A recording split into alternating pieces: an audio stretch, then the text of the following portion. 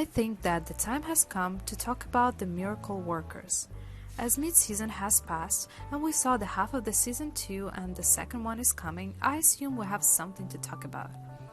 Miracle Workers is an anthology, which was not that popular. I think not a lot of people have heard about it, maybe saw on ads or in some reviews. And what you could hear is that Daniel Radcliffe is an angel and Steve Buscemi is God. But I will say that it's not the most important thing here. The most important thing is that it's the deepest satire on the modern society, its values, and everything that we have around us. I feel like it makes sense to talk about the season 2 first. I started to watch this series starting with season 2. It's more eye-catching, it has more locations, more action, and everything happened to be more striking compared to the first one. It's understandable because the creators didn't have much money for the season 1, and it was kind of like a tester or a sampler.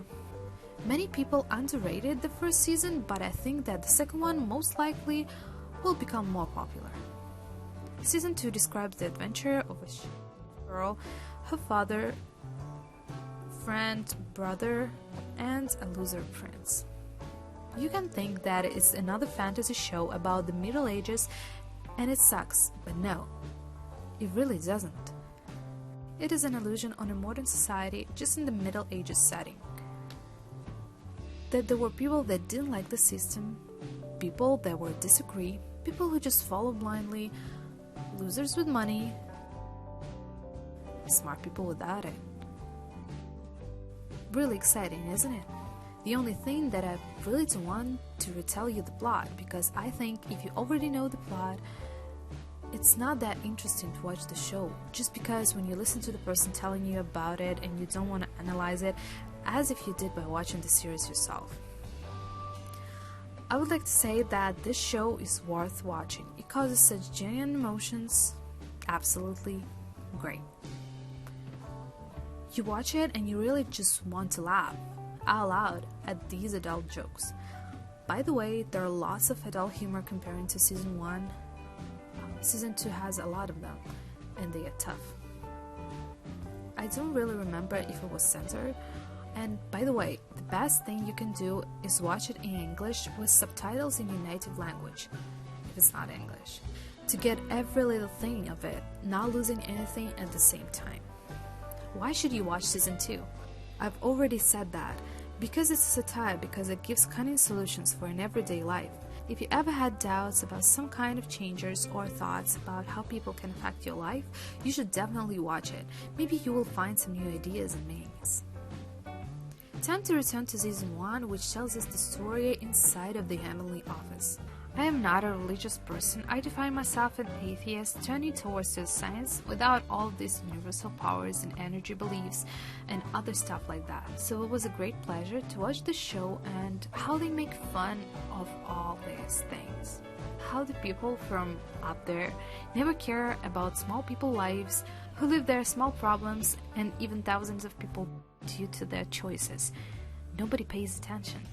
The main point is to reach their own goal. And all of these gags about the gods' attitude to the humans and those who don't want to spread the religion, it's the whole another story. If I would be home alone, I would have laughed out loud. If you're a religious person, if you really believe in all this, if you feel offended, don't watch the show because you definitely won't like it. And for everybody else who is skeptic to different religions and all this stuff, watch it. You might like it. I'm not calling anyone to anything. I do not dispute anyone's faith. It is all only you to decide if you have a wish. I'm just telling you about new things and interesting facts that are happening right now. I think I'm gonna leave you here some jokes from the series after my speech for you to appreciate. I believe you'll have a wonderful time. Moreover, every episode is 15 minutes long, not considering preview and ending titles, which is absolutely awesome. I watched 2 seasons in one day, and that's it. Isn't there a thing that modern person need? A modern internet user. It is indeed. I'm not okay with this. The new series, the new Netflix series, which caught my attention when I saw the trailer. It's some kind of 80s, 90s style, and it seems like very interesting one. When I saw the cast, I thought to myself that it's some kind of It? Like, what is it? Is it serious? It's gonna be a little bit stupid, but well, you like see telekinesis and all that stuff and you got interested, because I didn't see that in a while after Marvel Studios close up that era of superheroes, and actually those past 2 years we're not into that stuff. We want something more simple or something kind of like about life. This series just got everything in itself, even a scary movie, which was interesting. The story is about the girl who's kind of like freak in class, and she has lots of problems in her life with her parents, but she still has friends, the one. And she's always angry, and that recalled to me because even though I'm an adult, I still feel some kind of like that in my life. And that's actually about the feeling about the series. You like expect something to happen, and it happens. It happens in every single series. The way that she acts, the way that she behaves, it's just exactly how would the teenager behave. The teenager that is close up for everyone except her friends that she can call friends or she cannot call friends. She has so much problems, and it will probably recall to most of the teenagers right now, because we're like close to society, we're just into our own world, we're into our smartphones, we're into the internet, and we give out the information to the world through that thing. And also, I didn't see any mobile phone there, like in the series, which was interesting. So, as far as I could understand, that was in the modern time. I think second season is gonna be more like a superhero movie or more like a thriller. We'll see what's gonna happen next. And besides that, acting is very good, though they're almost all of that people are children, like teenagers, so they acting very good for their age. And you know, like for the past couple of decades we didn't expect from children a lot, but this one showed us that they can.